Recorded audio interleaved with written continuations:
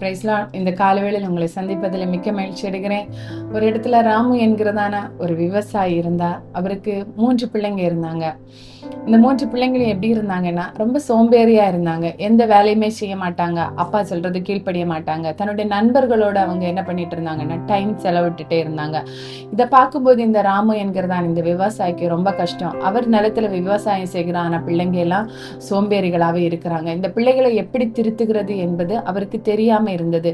அப்போ ஒரு நாள் இவர் இந்த பிள்ளைங்களை 3 பேரையும் கூப்பிட்டுட்டு சொல்லுவாரு, என்னுடைய சம்பாத்தியம், என்னுடைய ஆஸ்தி, நான் இவ்வளவு நாளும் சேர்த்து வச்சது எதுவுமே இப்ப என் கையில இல்ல. எல்லாத்தையும் நான் என்ன பண்ணிருக்கேன் அப்படின்னா, இந்த நிலத்துல நான் புதைச்சு வச்சிருக்கேன். அதனால நீங்க என்ன பண்ணுங்க, 3 பேருமா இந்த நிலத்துல இருந்து தோண்டி எடுத்துக்கோங்க. இதுலதான் என்னுடைய எல்லா நன்மைகளும் இருக்கு அப்படின்னு சொல்லுவாரு. உடனே இந்த பிள்ளைங்களுக்கு என்னன்னா, யாரு தோண்டி எடுக்கிறாங்களோ அவங்களுக்கு கிடைக்கும் அந்த எண்ணத்துல உடனே இவங்க 3 பேருமே மண்வெட்டி எடுத்துட்டு வயலுக்கு போறாங்க. வயல்ல போய் அங்க தோண்ட ஆரம்பிக்கிறாங்க. ஃபுல்லா தோண்டிட்டாங்க. எங்கேயும் எந்த நன்மையுமே கிடைக்கல. ரொம்ப சோர்ந்து போயிட்டாங்க. இவ்வளவு தோண்டியும் எதுவுமே கிடைக்கலையே அப்படின்னு. அப்ப வீட்டுல வருவாங்க. வந்தோடனே அவங்க அப்பா கிட்ட சொல்லுவாங்க, தோண்டிட்டோம் ஆனா எதுவுமே கிடைக்கல அப்படின்னு.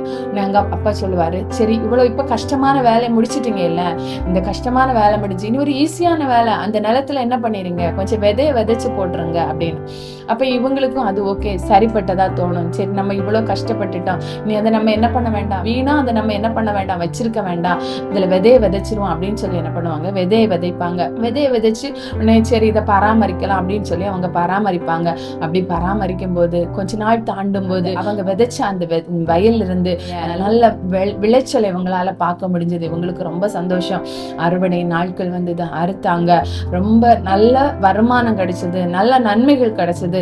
அப்பதான் இவங்களுக்கு புரிஞ்சது, ஆமா நம்ம அப்பா சொன்னதான அந்த நன்மைகள் எல்லாம் இதுதான். நம்ம கஷ்டப்பட்டா நமக்கு என்ன கிடைக்கும், நன்மை கிடைக்கும். அப்ப நம்ம சோம்பேறியா இருக்க கூடாது. அப்படி அதான் வசனம் நீதிமொழிகள்ல 10ஆம் அதிகாரம் 4ஆம் வசனம் நம்ம வாசிக்கும் போது, சோம்பர் கையால் வேலை செய்கிறவன் ஏழை ஆவான், சுறுசுறுப்புள்ளவன் கையோ செல்வத்தை உண்டாக்கும். நம்ம இந்த ஆவிக்குரிய வாழ்க்கையில ஓடும்போது நம்ம சுறுசுறுப்புள்ளவர்களா, நம்ம கையில கொடுக்கப்பட்டதான அந்த கடமைகளை நாம் சுறுசுறுப்புள்ளவர்களாய் செய்யும் போது கர்த்தர் நம்மை ஆசீர்வதிப்பார். இந்த நாள் இனிய நாளாய் மாறட்டும். கர்த்தர் உங்களை ஆசீர்வதிப்பாராக. ஆமென்.